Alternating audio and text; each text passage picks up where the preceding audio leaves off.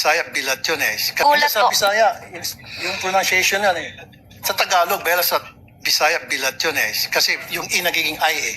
With the permission of Senator Judge Tulfo, Chair would like to remind the gallery to kindly maintain silence during these proceedings. You may proceed, sir.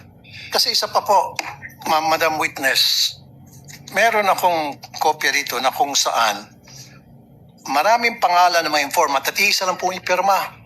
So if you're a normal or average person, papalag ka na naman. Teka muna, Kernel, bakit ganito? Bastusan na to, lokohan to. Yung iba-ibang mga pangalan pero isa lang po ipirma. Hindi ko nagtaka. Pinireply ko po yun si Colonel La Chica, Your Honor. At ang sagot naman niya sa akin, Ma'am Gina, those are sensitive information, Ma'am Gina. At saka, confidential in nature po yun. So naniwala kayo sa sinabi niya na confidential nature kahit na isa lang signature sa napakaraming pangalan. Kasi So you siya took his po, word for it.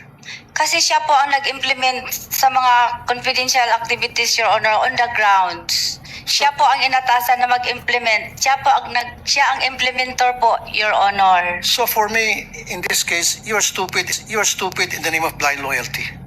Ano po yun? Naging stupido kayo sa ngalan ng isang tinatawag na blind loyalty. Nakapikit kung ano yung sinasabi sa iyo ng nakakataas, sinusunod mo na lang. Stupido ka pa rin, pero in the name of blind loyalty. Would you agree? Dili ko maintindihan, Your Honor. I'm sorry. Mula nung kinuha ninyo yung pera sa bangko at tinurn over kay Colonel La Chica, may pagkakataon ba na hinawakan yung pera ni VP Sara? Wala, ma'am. At masasabi mo ba kung nakita man lang kahit isang sentimo nung pera ni VP? Wala, ma'am. Pwede mo bang sabihin o alam kung kinuha, inangkin, inagaw ni VP kahit isang sentimo nitong confidential funds na to? Hindi ko nakita, ma'am. Ay, ganun pala eh.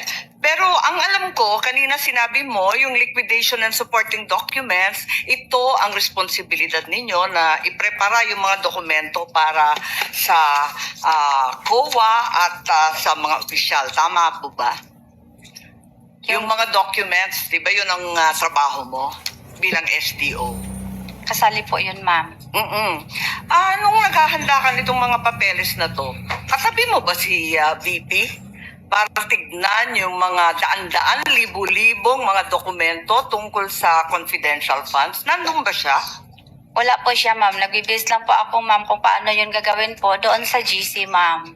Tinitignan ba niya yung bawat isa ng mga acknowledgement receipt, yung iba't iba pang papel for personal authentication? Tinitignan ba niya yan?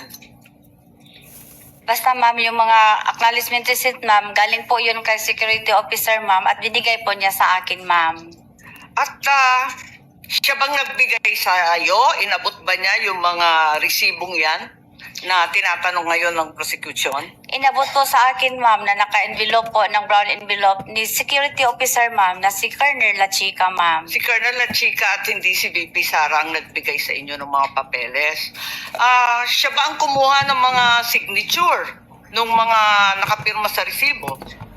Si Colonel La Chica po ang security officer, ma'am, at siya po ang nag-implement, ma'am, ng mga various confidential activities po, ma'am, on the ground. Question na lang po, kumusta yung asawa ninyo na binisita ninyo? Alam ko, undergoing treatment sa Davao. Hindi po maganda, ma'am. I'm sorry. I'm sorry also, Pakailan pinagdadasal po, namin ma'am. siya. I'm sorry.